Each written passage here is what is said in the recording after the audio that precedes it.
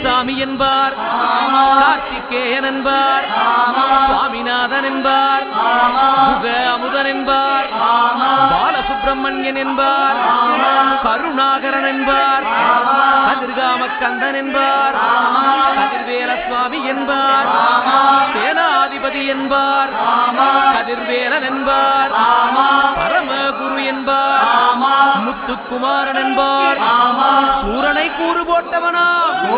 சுனாமியை விரட்டி விட்டவனாம், போகர் கொடுத்த பொக்கிஷமாம், பஞ்சாமிருத பிரியனாம், பக்துமலை சுவாமியாம். அப்படிப்பட்ட முருக